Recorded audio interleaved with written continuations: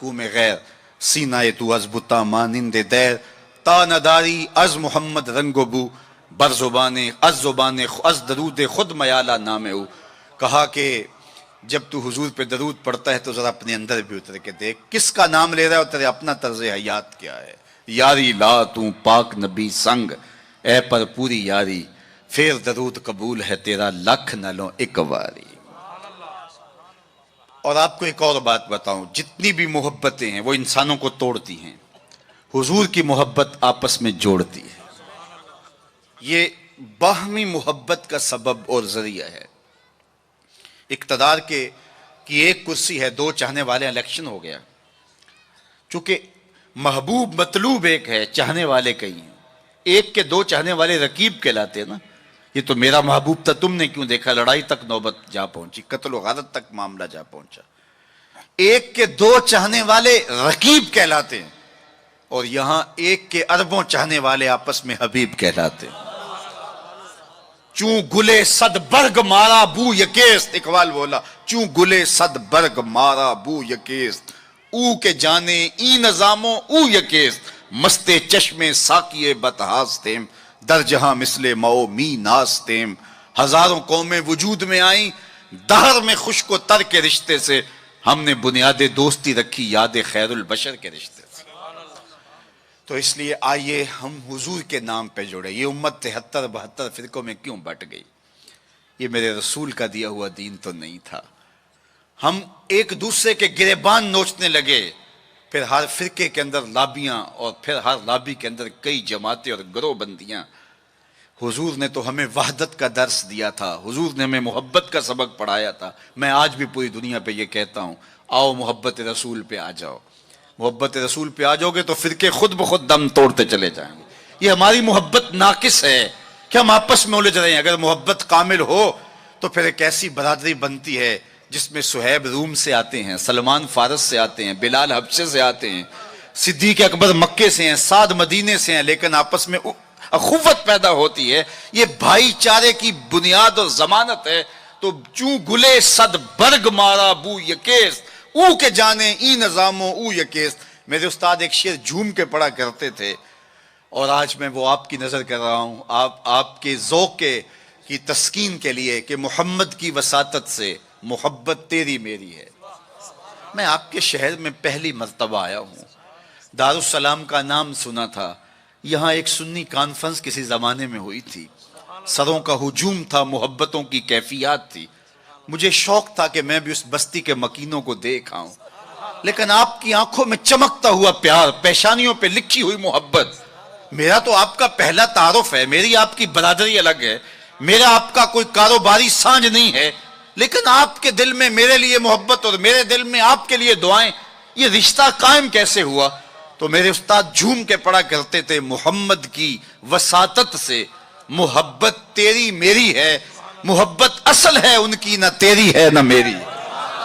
تو یہ وہ بنیاد ہے محبت کی. اور ایک بات اور کروں کہ جتنی بھی محبتیں ہیں، وہ غالب نے کہا تھا نا، عشق نے غالب نکما کر دیا، ورنہ ہم بھی آدمی تھے کام کے. ایک وہ عشق بھی ہے جو اچھے بھلے انسان کا بیڑا غرق کر کے رکھ دیتا ہے، اور وہ منہ چھپاتا پھرتا ہے.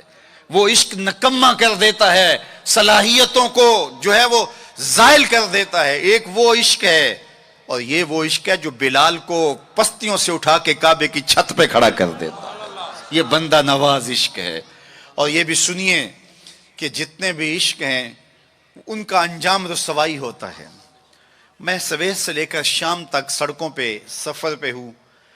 کل شیخو پورے تھا، پھر آج دھوبی گھاٹ، تو اب آپ کے پاس. کل اگلی منزل وہ کبھی کیا کسی نے کہا، کبھی عرش پر کبھی فرش پر، کبھی ان کے در کبھی در بدر، غم عاشقی تیرا شکریہ میں کہاں کہاں سے گزر گیا. میں ایک دن سیالکوٹ سے واپس آ رہا تھا، تو راستے میں ایک جھونپڑا بنایا تھا کسی ملنگ نے، تو اس کے اوپر لکھا تھا سڑکوں والی سرکار. تو میں نے اپنے ساتھی سے کہا کہ یہ تو کنارے والی سرکار ہے، سڑکوں والی سرکار تو ہم ہیں کہ سویر سے لے کر شام تک سڑکوں پہ ہی رہتے ہیں. تو جو بندہ سڑکوں پہ رہے تو اس کے تجربات بھی فزوں تر ہوتے ہیں. تو آپ نے گاڑیوں کے پیچھے لکھے جملے لکھے پڑھے ہوں گے. میں تو روز ان مراحل سے گزرتا ہوں. کبھی کسی ٹرک کے پیچھے کچھ لکھا ہے، وہ لکھنے والے کے، اس ڈرائیور کے نفسیات کا خلاصہ ہوتا ہے.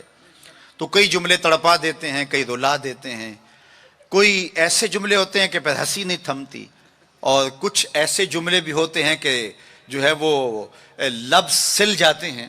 ایک جملہ آپ نے بھی پڑھا ہوگا اور بار بار پڑھا ہوگا، صنم بے وفا۔ تو میں اپنے دوستوں کو پوچھتا ہوں یہ بتاؤ کیا لکھا ہے، تو وہ کہتے ہیں جناب آپ بھی تو پڑھ رہے ہیں۔ میں نے کہا اس کا مطلب کیا؟ کہتے ہیں جناب آپ بتا دیجئے۔ میں نے کہا یہ تحریری احتجاج ہے، کسی نے کسی سے پیار کیا ہوگا اور بے وفائی کے لیے آج اپنی بھڑاس نکال رہا ہے، غصہ نکال رہا ہے۔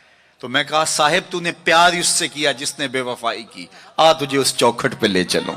جو ہاتھ پکڑتے ہیں تو حشر کے دن بھی نہیں چھوڑتے۔ تو محبت کا ربط ان سے قائم کیجئے، محبت کا رشتہ ان سے قائم کیجئے جو تمہارے لیے عزت کا باعث ہے۔ تم محبوب کا نام نہیں چھپاتے رہو گے، بلکہ تمہارے لیے قرار جاں ہے، تمہارے لیے تسکین جاں ہے ان کا نام، اور ان کا ذکر تمہارے لیے راحتوں کا سما۔ وعلیکم السلام۔ تو ان کا ذکر راحتوں کا سما اور تسکین اور قرار کا ذریعہ بن جائے گا۔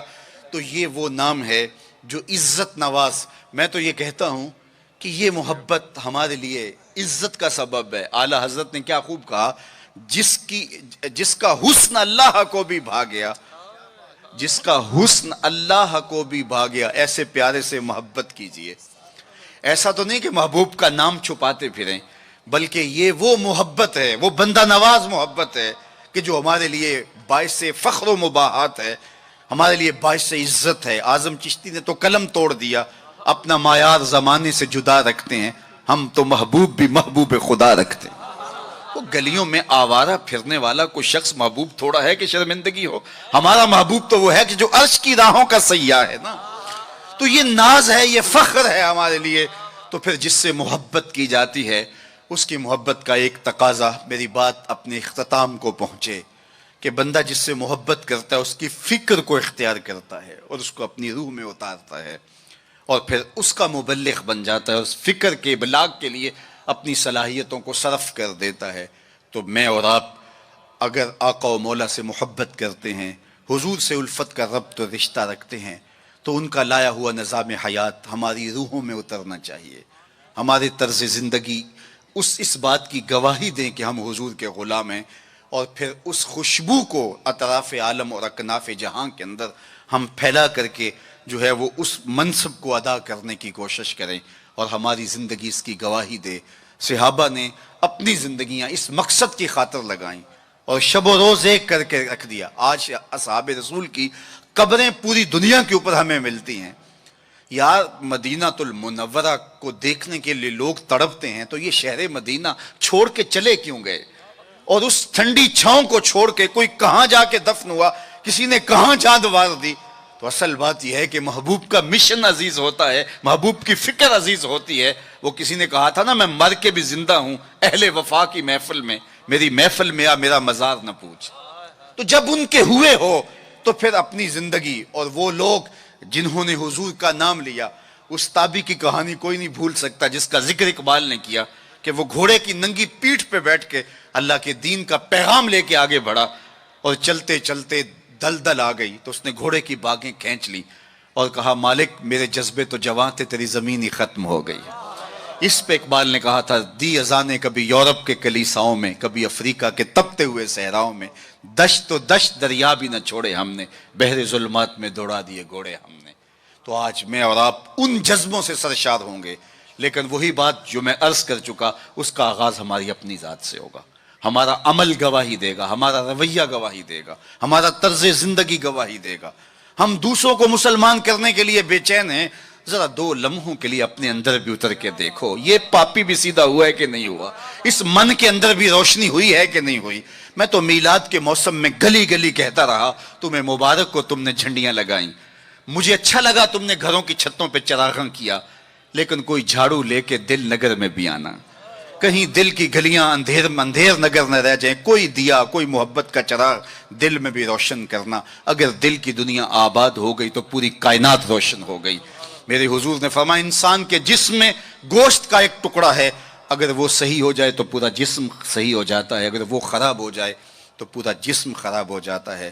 پھر فرمایا الا وہی القلب، سنتے ہو گوشت کے اس ٹکڑے کا نام دل ہے۔ حضرت نبی رحمت کی مجلس لگی تھی، ہجوم عاشقاں تھا، تو ایک دن حضور نے فرمایا جنتی دیکھنے کا شوق ہو تو دروازے پہ دیکھو. کہتے ہم نے دیکھا ایک بوڑھا شخص ہاتھ میں جوتا پکڑا ہے بائیں ہاتھ میں اور تازہ آثار وضو اس کی داڑھی پر نمایاں ہیں. تو وہ مسجد میں داخل ہوا. خیر اگلا دن ہوا تو پھر کہا اگر کسی کو جنتی دیکھنے کا شوق ہے تو دروازے پہ دیکھو. ہم نے کہا دیکھیے آج کون خوش نصیب آتا ہے. تو وہی بزرگ دوبارہ آئے, بائیں ہاتھ میں جوتا پکڑا ہے اور آثار وضو چہرے پہ حویدہ ہیں. تیسرا دن آیا تو پھر کہا جنتی دیکھنے کا شوق ہے تو دروازے پہ نظریں رکھو. ہم نے دیکھا تو وہی بزرگ اسی حالت میں آئے. مجلس ختم ہوئی تو میں ان بزرگوں کے پیچھے چل پڑا. حضرت عبداللہ بن عمر کہتے ہیں کہ میں جب پیچھے چلا تو انہوں نے کہا کیسے میرے پیچھے آ رہے ہو. میں نے کہا ابا جی سے کوئی شکر رنجی سی ہو گئی ہے, لڑائی سی ہو گئی ہے, تو میں 3 دن آپ کے پاس گزارنا چاہتا ہوں, تو مجھے آپ رکھ لیں گے؟ انہوں نے کہا کوئی بات نہیں, آ جاؤ. کہتے ہیں میری آرزو تھی کہ میں دیکھوں کہ یہ عمل کون سے کرتا ہے. حضور نے فرمایا جنتی دیکھنا ہے تو دروازے پہ دیکھو. 3 دن یہی آتا رہا. کہا اس نے کہا کوئی بات نہیں, آ جاؤ. میں ساتھ چلا گیا. رات جب سوئے تو میں نے چادر اوڑھ لی اور میں اس طاق میں تھا کہ دیکھوں کہ یہ عمل کون سے کرتا ہے. لیکن وہ ساری رات سویا رہا. اتنا تھا جب کروٹ بدلتا تھا تو رب کے نام لیتا تھا. اس کے علاوہ صبح اٹھے, میں بھی اٹھا, نماز فجر ادا ہوئی, ناشتہ کیا, کھیتوں میں چلے گئے, باغ میں پانی کیا, گوڈی کی جو بھی معمولات تھے, ظہر پڑی, مغرب عشاء, رات ہوئی تو پھر سو گئے. میں نے سوچا کل میری وجہ سے ہو سکتا ہے معمولات ترک کیے ہوں, لیکن معمولات کا عادی شخص روز معمولات ترک نہیں کر سکتا. تو دیکھتے ہیں کہ آج کیا ماجرا ہوتا ہے. میں سو گیا بظاہر لیکن جاگ رہا تھا, لیکن وہ ساری رات سویا رہا. صرف کروٹ بدلے تو رب کا نام لے. کہا خیر وہ وقت دن بھی گزرا. تیسرا دن گزرا تو جب 3 دن بیت گئے, صبح ناشتہ ہوا تو میں نے کہا کہ میری ابا جی سے کوئی لڑائی نہیں ہوئی تھی, کوئی میرا الجھاؤ نہیں ہوا تھا. میں نے حضور سے سنا کسی نے جنتی دیکھنا ہے تو دروازے پہ دیکھو. 3 دن آپ ہی بابا جی آتے رہے, لیکن مجھے تو کچھ دکھائی نہیں دیا. 3 راتیں اور 3 دن میں نے آپ کے ساتھ گزارے. تو وہ بزرگ فرمانے لگے کہ اے ابن عمر, ایسی کوئی بات نہیں ہے کہ میں نے تمہاری وجہ سے کوئی عمل چھپایا ہو. میرے وہی معمولات ہیں جو تم نے 3 دن میں دیکھے. کوئی الگ سا عمل ایسا نہیں تھا جو تم سے میں چھپا لیا ہو. لیکن ایک میرا عمل تم نہ دیکھ پائے, اور وہ اگر تم اور بھی دن میرے ساتھ گزارتے تو نہ دیکھ پاتے. تو مجھے تجسس ہوا. میں نے کہا کہ وہ عمل کون سا ہے؟ تو وہ فرمانے لگے تم نے محنت کی, 3 دن رہے, میں تمہیں بتا دیتا ہوں. تو اس بزرگ نے ایسے سینے پہ ہاتھ رکھا, دل والی جگہ پہ, اور کہا اے ابن عمر, یہ جو سینے میں رکھا ہوا دل ہے نا, اس میں کسی مومن کا بغض نہیں ہے. تو اس میں کسی مومن کے لیے نفرت نہیں رکھی ہے, بغض نہیں رکھا ہے. تو آج میں اور آپ جنت کے مسافر بننا چاہتے ہیں تو اس اندر کی دنیا کو صاف کیجئے, اور جب اس میں جھاڑو دیں گے اور اس کی صفائی کریں گے تو پھر محبوب کے جلوے آپ کو یہاں دکھائی دیں گے. نہ مسجد وچ نہ مندر وچ, لب یار نو اپنے اندر وچ, وفی انفسکم افلا تبصرون. تو آئیے میں اور آپ اپنے باطن کی صفائی کے لیے کوشاں ہوں. زندگی لمحہ لمحہ ٹوٹ رہی ہے, اور میں اور آپ ایک ایک سانس کر کے اپنی زندگی کو توڑ رہے ہیں. یہ اٹھتے ہوئے قدم ہیں, سیدنا علی المرتضیٰ فرماتے ہیں. یہ ہماری جو سانسیں ہیں یہ اٹھتے ہوئے قدم ہے, یہ پگھلتی ہوئی برف ہے جو ہمیں موت کے قریب لے جا رہی ہے. ایک بزرگ کہتے ہیں مجھے یہ سمجھ نہیں تھی کہ یہ جو قرآن نے کہا ان الانسان لفی خسر, بے شک انسان خسارے میں ہے. تو میں نے کہا یہ خسارے میں کہاں ہے؟ کہاں گھاس پھونس کے جھونپڑے اور کہاں علی نصب گھر اور بنگلے, انسان تو آگے جا رہا ہے. تو یہ خسارے میں کیوں کہا گیا؟ تو میں سمرقند کے بازار سے گزر رہا تھا, وہاں ایک آدمی پھٹے پہ رکھ کے برف بیچ رہا تھا اور ساتھ آوازیں لگا رہا تھا. آج کل تو یہاں وہ پاپڑ بیچنے والے بھی آوازیں لگاتے ہیں. تو وہ سمرقند کے بازار میں برف رکھ کے بیچ رہا تھا اور ساتھ آواز لگا رہا تھا ارحمو ارحمو الا من یذوب راس مال, او گزرنے والو میرے پہ ترس کھاؤ, میں ایسا تاجر ہوں جس کا راس المال پگھلتا چلا جا رہا ہے. کیونکہ برف ایک ایسا سودا ہے جو گاہک کا انتظار نہیں کرتا. آپ کپڑا بیچتے ہیں, آج گاہک نہیں آئے, ہو سکتا ہے کل 4 آنے مہنگا بیچ لیں. آپ پیٹرول بیچتے ہیں, ہو سکتا ہے پڑا پڑا 6 روپے اوپر چلا جائے, آپ کروڑوں کے فائدے میں چلے جائیں. لیکن اگر برف کا کل گاہک آپ بھی آ گیا اور مہنگی بھی ہو گئی, برف ہی نہیں ہوگی. تو وہ کہتا ہے لوگوں میرے پہ رحم کرو, مجھ سے برف لو, میں ایسا تاجر ہوں جس کا راس المال پگھلتا چلا جا رہا ہے. ارحمو ارحمو الا من یذوب راس مالہ. تو قدم رک گئے اور کہا کہ مجھے ان الانسان لفی خسر کا ترجمہ سمجھ میں آ گیا. جس طرح تیری برف پگھلتی جا رہی ہے میری زندگی پگھلتی جا رہی ہے. تیری برف قطرہ قطرہ پگھل رہی ہے، میری زندگی سانس سانس پگھل رہی ہے۔ اگر تو اب بیچ لیتا ہے، اس کے بدلے درہم لے لیتا ہے، دینار لے لیتا ہے، پارچہ جات لے لیتا ہے، کوئی جنس لے لیتا ہے، تجھے 4 آنے بچ جائیں گے۔ اور میں بھی ان سانسوں کے بدلے درود پڑھ لیتا ہوں، ان سانسوں کے بدلے نماز پڑھ لیتا ہوں، سانسوں کے بدلے قیام کرتا ہوں، رکوع کرتا ہوں، سجود کرتا ہوں، کسی دکھی کے کام آ جاتا ہوں، کسی پریشان حال کی پریشانی دور کر دیتا ہوں، تو یہ میری سانسیں کام آ گئی۔ تو آج وقت ہے، وہ کسی پنجابی شاعر نے کہا تھا نا، آج ساوی نے کھلے راوی نے انج ٹوک انوکھڑے ٹکڑے نہیں۔ آج وقت ہے، آج فرصت ہے۔ وہ فقیر کھڑا تھا بازار میں، رو رہا تھا، تو کسی نے گزرتے ہوئے کہا، بابا کسی نے مارا ہے، تنگ کیا ہے؟ کہا نہیں کوئی ایسا ماجرا نہیں ہوا، ان کے رویے نے رلا دیا۔ کہا کیا مطلب؟ کہا ان کو دنیا میں کھوئے ہوئے دیکھا، دل میں ترس جاگا، تو میرا خیال ہوا ان بندوں کی اور رب کی صلح نہ کروا دوں۔ تو کہا پھر کیا ہوا؟ کہا میں نے اس سے بات کی، آواز آئی، لے آ میری چوکھٹ پہ، ایک آنسو سے سارے گناہ معاف کر دوں۔ میں بڑا خوش ہوا، میں ان سے بات کی، یہ الٹا میرا مذاق اڑانے لگے، جا بابا اپنا کام کر، تمہیں کیا پتا ہوتا ہے دنیا اور دنیا داری کیا ہوتی ہے۔ تو وہ تو مان رہے، یہی نہیں مان رہے، تو مجھے اس پہ رونا آ گیا۔ خیر وقت گزر گیا، اگلے دن وہی شخص قبرستان کے قریب سے گزرا، دیکھا وہ فقیر وہاں کھڑا بھی رو رہا تھا۔ کہا بابا بازاروں میں بھی روتا ہے، قبرستانوں میں بھی روتا ہے، آج کیا ماجرا ہے؟ کہا کہانی کل والی ہے۔ کہا کیا مطلب؟ کہا ان سے مایوس ہو گیا تو آج ادھر نکل آیا، اور میرا خیال ہوا آج ان کی اور رب کی صلح کرواؤں۔ تو تجسس سے پوچھا آج کیا بنا؟ کہا آج یہ مان گئے وہ نہیں مانتا، کل وہ مانتا تھا یہ نہیں مان رہے تھے، اور آج یہ مانتے ہیں وہ نہیں مانتا۔